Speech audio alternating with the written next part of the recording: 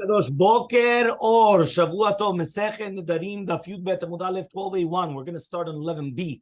The last line, Amar Rava. Rava says we're trying to bring a proof that the neder will be chal.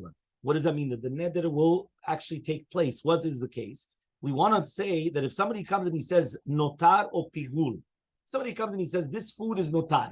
Remember, notar is leftovers, meaning that usually after a certain amount of time, depends on which type of a sacrifice, which type of a korban, it already finishes. So therefore you're not allowed to eat it. You have to actually burn it. You have to burn it in a fire.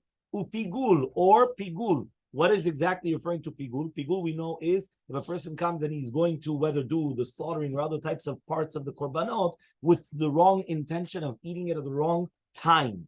Okay? So says the Gemara, and you bet on Aleph 12a1, Veha notaru pigul, but notaru pigul, yeah, he says, this entire concept of notaru pigul only takes into effect after, right, the throwing of the blood. Okay? Elmaleh Rav Huna bered Rav Natan says Rav Huna bered Rav Natan Rav Natan benotar shelola. We're talking about a notar, the leftovers of an olah offering. Remember that the olah is never eaten. Everything is consumed, totally consumed on the mizbeach. Right? That means an olah. What's an olah? Korban olah, a burnt offering. What do you mean a burnt offering? Everything is burnt. Okay, so it comes out that the zlikat damim never permitted, right? When you sprinkle the blood, they never permitted the meat. So therefore, there's still an isur because of the neder. So therefore, it's ki'ilu, somebody saying that this is a leftover of an olah, which means that for sure it's going to be chal. Why is it going to be chal? Because the zrikat damim never permitted it. Usually, when you bring a sacrifice, let's say a shlamim, peace offering. So you bring the sacrifice, you sprinkle the blood on the mizbeach. Once you sprinkle the blood on the mizbeach, you just permitted the meat to the owners, right? You permitted something. Here, the sprinkling of the blood didn't permit anything. Because anyway, you're not allowed to eat the meat. It's an olah, it's a burnt offering. Okay? So Elmaleh, so comes Rav and he tells Rav Huna bered Natanim, if so, if we're talking about the notar of an olah, so he comes and he says, Litzni b'bsar olah. So why don't we just learn that we're talking about the basar of an olah? Okay, and that's it. So he says, Lo mi baya kama. We didn't need to even mention it. Why? He comes and he says like this, Lo mi baya, not only in the case of basar olah, te'asur, that it's going to be asur, te'habe korban kamatpis, because at the end of the day, beferush, it's going to be matpis a korban, because of the isur of the neder.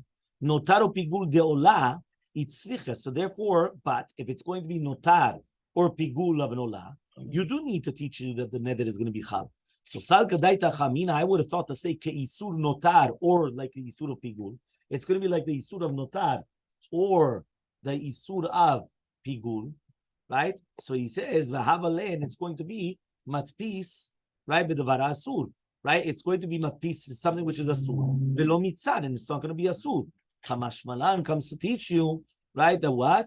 He comes and he says like this. He comes and he says, Kamashmalan comes to teach you, right? That it's not going to be, the isur is not going to be matpis, but rather he says it's going to be also an isur of meila, and therefore the neder is going to be chal. So if so, right, we could say that our Mishnah is talking about the notar of olah, and therefore we cannot bring a proof of the neder of the one that makes it is going to be matpis in something that was at the beginning, right, that you cannot do it, which means one more time. Let's go back, right? One more time.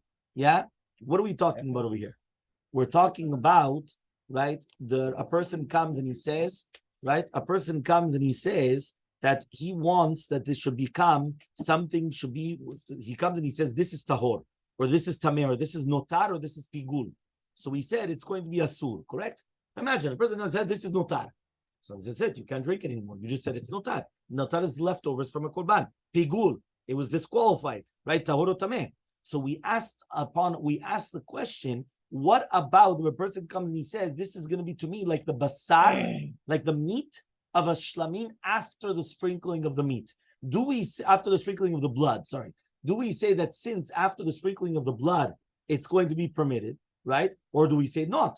Do we say that he's grabbing the lashon of eter or isur? So then we went and we said, are you coming and taking that you're going from the beginning? The beginning, he says that once it's going to be like a korban, that's it, right? Because the korban is a korban. Or do we go after the end? After the end, after the sprinkling of the meat, you're permitted to eat the meat. There's no problem. So we went and we wanted to bring a proof from notaro pigul. And then we went and we said that you could only bring it from, right, the olah. Because by the olah never becomes permitted to eat even after zrikat damim. Even after you came and you sprinkled the blood, you're still not allowed to eat from the korban olah, because the korban olah is completely consumed on the mizbeach. So says the Gemara, you're right.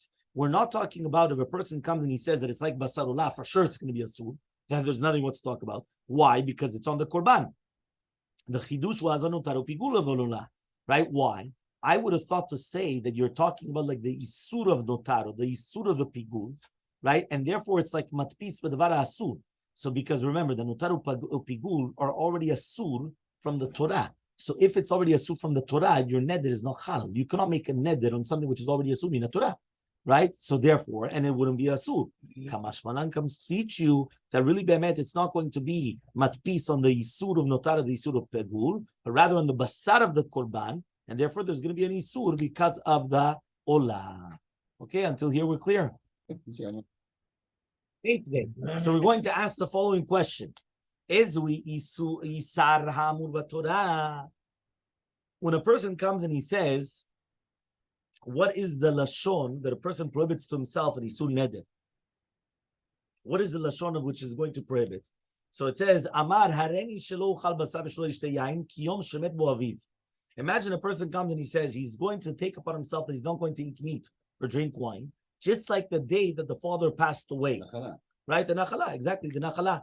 Or kiyom shemeh bo rabo, or the day that is the rabbi passed away. But this a lot of people don't understand. Right? But just like, exactly, then it's just like they have a minhag to do ta'anit when their father passes away or their mother passes away, so too when the rabbi passes away. Or kiyom shene'erag bo Gedalia ben Achikam, or a day which Gimel Tishri, Gedalia ben Achikam, Tzom Gedalia. Gedalia ben Achikam was killed on the 3rd of Tishri. So therefore, it's going to be a sur just like this day. Or Kiyom Sheraiti Yerushalayim U'Churbana. Or like the day that he saw Yerushalayim when it was destroyed. Because the Mishnah Brura says that the first time that you come and you see, Yerushalayim B'Churbana, you have to refrain from eating meat and drinking wine. This is the Mishnah Brura, Siman Tav Kuf Samech Aleph, which is basically 561, Saif Dalid, Saif 4. Okay, so therefore, it's like all these things. So V'amar Shmuel says, now in all these cases, it's considered an eder. V'amar Shmuel says, Vehu shenadur beoto hayom. But that's only if it's going to be that there's already like a neder to prohibit him for the meat and the wine on that day. And now, right, what he's doing is he's grabbing an extra day on that day.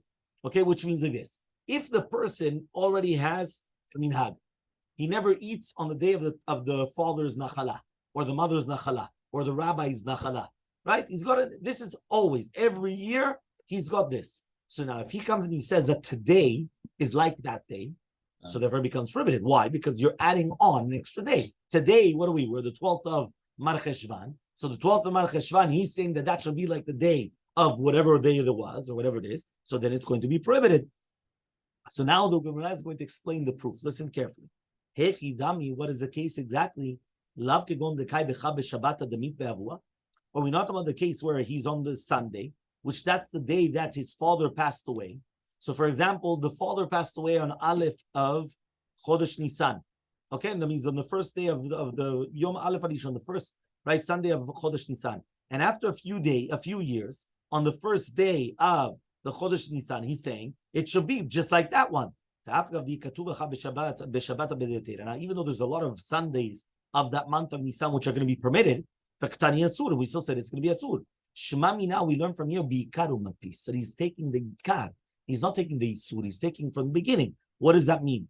The first thing was right, not like right now. He's saying something which actually happened before, just like the day that his father passed away. He's going to be a sur masaviyah. So too, right, this kikar is going to be like him, right? And we're going after the ikar, which means like this. One more time, right? What do we mention before? We said a person comes and he says he wants that this should be like the meat of a shlamim after matan damim, after sprinkling of the blood. Permitted. Does he, the Gemara asks the question, that's what we're trying to now bring the proof. Does he grab on to the heter part? 1 second. If I already sprinkled the blood, I'm allowed to eat this meat. I'm allowed to eat this meat. So is it permitted? Or did he want to say that it's like basar shlamim? And basar shlamim is asur. There is a permission, yeah, but I'm going batar mikara. Mikara, I'm going after the isur. So the Gemara is going to now come and try to bring a proof, right, as follows. The day that the person's father passes away, are they allowed to eat meat and drink wine? Asur. An avel is asur in eating, drink, and eating meat and drinking wine. Now, we're not talking about the minhag nowadays, which is basically what Mordechai mentioned before, that keilu, nowadays they have a minhag that every year afterwards they do the same thing. We're not talking about that. We're talking about a person comes a few years later and he says, he makes a neder. There's not mitorah minhag, not minhag. He's making a neder. He's saying, today, which is the same basically Sunday, but a few years later, right? That he's saying that it should be to him like that day that the father passed away. So he's making an neder. So now the question is he going, right, after the kara, the beginning, the principle, right? Or is he going after it was already done, right? Which means, that's what he says over here. Pay attention one more time. He says, are we not talking about on the Sunday that the father passed away a few years later? But from then, there was many Sundays in the month of Nisan that has been permitted. And we still said that it's a sur. He's not allowed to eat or drink the wine. So you see from here that we're going after the ikar. What is the ikar? That it becomes permitted to him. And not after that it should be permitted to him. So therefore, the same thing, when a person comes and he's sprinkling, he says, this should be like the meat of a shlamim after the sprinkling of the blood. We're not paying attention to the end part, which is after the sprinkling of the blood. Now this meat should be permitted. We should actually come and look at it, that he's saying that it's like the meat of a korban, and therefore it should be permitted. And that's what the Gemara is saying. So says the Gemara, you can't say that. Why? Because this is what Shmuel was talking about. Amar Shmuel says, here we're talking about in a case that every single one of the days, that day was like a day that the father passed away, and therefore it's going to be a sur and a neder, right? Which means, right, that basically, what is he saying? Every single one of those days, right, from the day of that the father passed away was a sur for him, verneded. And therefore, even if you're going to come and tell me that it's going to be the right now, and the neder is going to be chal, because it comes out that every single Sunday in Nisan would be prohibited for him, right? So therefore, maybe that was the proof. So according to this, you can bring me a proof. Meaning, if he's sitting on a Sunday and he says that this Sunday, so now it's every Sunday of the month of Nisan, right, is going to become prohibited. So therefore, you can't bring me a proof in a normal case. So Amar Ravina, which one? Amar Ravina comes and he says, Tashema, we're going to try to bring a proof. Kechalat Aharon. What does it mean, Kechalat Aharon? Imagine a person comes and he says, whatever I'm going to eat from you is like the chala of Aaron. Now we know that that's chala that belongs to the Kohanim, right? Or ki trumato, like the truma. The truma goes to the Kohanim, right? Mutad, you could still eat from your friend. Why? Because even though it's an isur mitzvah that's small, but it's not in something which is nadur. So therefore, there's no neder which is going to be chal in something which is already nadur. Remember that you're not allowed to eat truma. You're not allowed to eat, right? And that's why okay. And also, you're not allowed to eat, right? Chala. Chala, you separate chala. The women usually do this, right? Yeah. Chala. So you're not allowed to eat it. Okay. You're not allowed to eat truma. Truma goes to the Kohanim. So when you make a neder on this, it's not chal. Why is it not chal? Because anyway, you're not allowed to eat it, right? So therefore, it's not chal. So says the Gemara, right? Haki truma lachme todah. What about the lachme todah? Remember that the lechem of a todah, how many loaves do you bring with a todah? Yeah. We need a doctor. How many loaves do we bring with a korban? 12. How many loaves do we bring with korban todah? Korban todah. זה בשבועות, לא משהו No, that's לחמי todah. Right? לחמי todah. 1 minute. Right? He comes and he says like this. The korban todah are brought 40. Right? 40. 10 of each group of 4. One of the group of 10 is lechem, is real chametz. All the rest is going to be matzot. So you have 30, so it's 40 loaves of bread. Exactly. Okay, so that's one.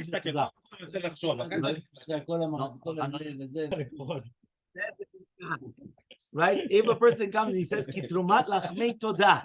What does that mean? Like the korban, the breads of the lachmei todah? Asur, you're not allowed to eat it. Why? Because then the neder is chal. Remember, you're allowed to eat from the lechmei todah. So since you're allowed to eat from the lechmei todah, and you make a neder on this, it's going to be chal. If you're going to make a neder on chala or on truma, it's not going to be chal, because anyway, you're not allowed to eat the chala and the truma. However, if you make it on the on the lachmei todah, it is going to be good. Yud bet amubet 12b, right? Trumat lachmei todah lachat zikat damim. He says, 1 second. The entire concept of the trumat lachmei todah is only after zikat damim. So you see from here, because you don't separate it beforehand, and after the zikat damim, the kohanim are allowed to eat the trumat lachmei todah.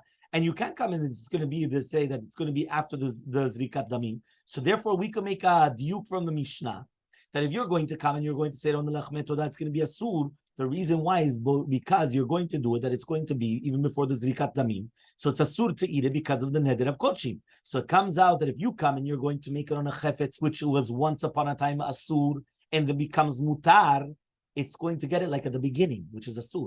One more time. We keep on going back to the same case. I come and I say that this is like the meat of a shlamim after zrikat damim. The meat of the shlamim is prohibited. After the sprinkling of the blood, permitted. So you have something which is prohibited that becomes permitted. When I came and I say that this is like this tea is going to be like the meat of the shlamim, which after zrikat damim, at the beginning is prohibited, afterwards permitted. What is it? Is it permitted or prohibited? Do you go at the beginning part or do you go after the end part? So we kept on trying to bring proofs. Says the Gemara, I've got now a beautiful proof from lachmei todah, from the breads of the todah. The breads of the todah are done only after the zrikat damim, after the sprinkling of the blood, and we said that it's going to be asur. So you see from here that even though it should be permitted afterwards, because after the sprinkling of the blood and everything, it's going to be permitted to come and to eat from these breads, we still go after the isur. So you see from here, there's a proof.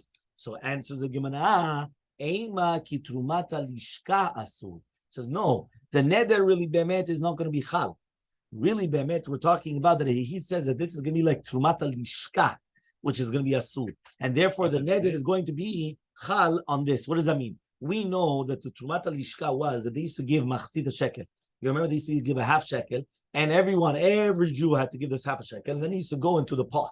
And in this pot, right, they used to use this, they had to use like these A aleph bet gimel, if you remember, and then they come and they used to use this for korbanot. Okay, so now what happens is he comes and he says, if a person comes and he says that this is going to be on the Trumat al-Lishka, these are the half shkalim, right, that they used to buy the korbanot, so therefore it's going to be asur. So therefore, in such a case, we're going to say like this. Aval b'tumah lachmei todah mai. But what about in the case of the lachmei todah? It should be mutar. So why don't we just learn litnei lachmei todah v'koshken tumato? So why don't we just learn then? Lachmei todah is going to be mutar, and koshken then the tumah v'aron that it's going to be mutar, but it's not a neder at all. Meaning, if you're going to tell me by lachmei todah that it is permitted, koshken in the case of truma, regular truma, or in the case of chala, it's going to be permitted because the neder is not going to be chal. So says the Gemara, trumat lachmei todah trumatohi. He says, no, the truma of the lachmei todah is also considered truma. It's also a sur for just like truma. So therefore, when you say the words trumat lachmei todah, that is truma. That is like truma. If you want, you could answer another answer. Trumat lachmei todah, the truma of lachmei todah is nami also is before zrikat damim. Kigon, for example, dafrashinu belisha, that they separated it, right? What does that mean? They separated it when they were kneading it, right? Which means that they separated the lachmei todah from the isa even before the shchita of the animal and the sprinkling of the blood. In such a case, the lachmei truma are going to be asur because of a neder even after separating it, and you could actually do it, which means it's a special case because usually it's only done afterwards. Meaning after you've already brought the animal, you sprinkle the blood, now you bring the bread. Here, it was done separately beforehand. What happens if a person came and instead of making, right, the 10 of each, remember, one more time, how many do you have to bring for Korban Todah? 40 loaves of bread. 10 of each group. So 10 of chametz, right? 10 of matzah, 10 rekikim, 10 each one of the, right? So now, when you're bringing this, what happens if you didn't do 10 breads? You did one for each group. Meaning instead of making 10 small loaves, right? Or the one that's small, whatever, instead of 10 loaves, you come and you made one big huge one. And that's instead 4 big loaves. So you did 4 big loaves, 1 loaf for each of the categories. So 1 loaf of only for the matzah, 1 loaf, right? Everything was a big huge one. So what happens? It says in the Gemara, Yatzah, you're going to be Yitzhak Chovah. Meaning, even though you only did 1 of each category, right? But you did a big, huge one, right? To be Yotzei Chova, it's going to be Chal. So it comes out, right, that in such a case, for sure you're separating the Truma min Harisa, V'aktiv 40. So says the Gemara, one second, but how are you doing 4? It's written in the Torah, you have to do 40. Right? How do you do 4? Right? You're very good. You're doing a very big quantity, right? That means you're doing like the same quantity of the 10 and the 1, but at the end of the day, it's written 40. Says the Gemara, mitzvah. It's only mitzvah to do 40. But really, be'emet, even if you didn't do the 40, the diavad, even if you only did 4, as long as you did 1 of each category, you're going to be Yotzei Yedei Chova. Ve'habai lemishkal truma, but you have to take the truma. So says, right? He says like this. He says you have to take the truma. Right? Al kula. Says if you're going to come and you're going to tell me that you're going to take 1 lechem of truma on all the 4 of them, but now we learned on the Mishnah, echad mikol korban shelo yitol bikorban al chavero. He says, right, that you're going to take 1 from each of korban. You're not going to take 1 korban from each one. You're going to tell me that you're going to take 1 piece of bread from each one of the 40 of the 4 loaves. But now we learned in the Mishnah, echad shelo yitol prusa. It says echad. What does it mean echad? Echad means that you're not allowed to take 1 piece of a truma, right? But rather you have to separate a lechem shalem. You have to separate 1 full bread. Okay. Rather, but rather they separated it when they were in the kneading process. Remember, we said before that usually the separation is always done afterwards. Here, the separation was done during the kneading process. These are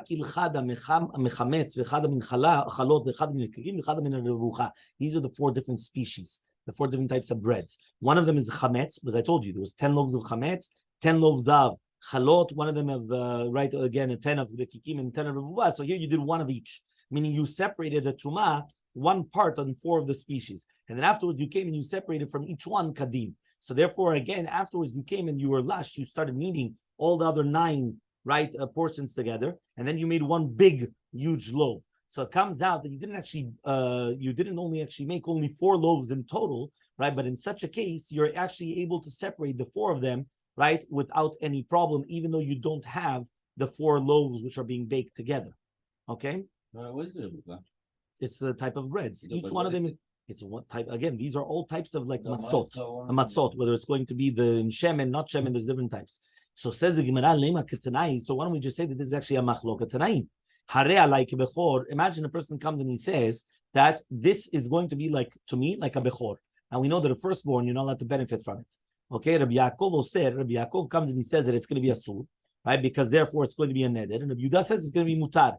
Hechidam, what's the case? If you're going to tell me that it's before the zrikat damim, remember, the bechor, they used to bring it to the sacrifice, right? And they used to bring a korban. This was a bechor. Ha-bechor, right? All the things that we said here, bechor, v'ma'aser, right? So the bechor is a korban. You bring it as a sacrifice, the firstborn of the animal. So if we're talking about before the zrikat damim, so what's the reasoning why it would be permitted? Before the zikat damim, for sure, it's going to be asur, before the sprinkling of the blood. It's going to be after the sprinkling of the blood.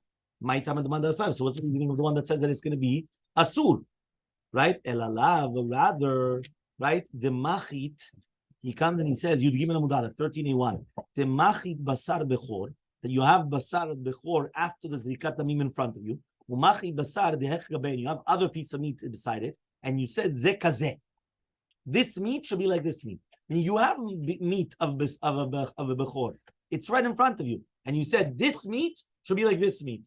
Right? This should be like this. The Tanai, and that's a machloket Tanaim. Is it going to be okay or not going to be okay? So you see from here that this machloket Tanaim, whether it's going to be a good neder or not a good neder, should be the same thing that we're talking about the entire time. Do we say that it's from the beginning, or do we say that it's going to be at the end? I mean, when you make a neder, right, are we going to say that it's going to be from the beginning, that you're grabbing the isur lashon, or is it after the matan danim, after the sprinkling, which is going to be the permissible way? So again, we keep on going back and forth, and we still don't have an answer that we'll see tomorrow.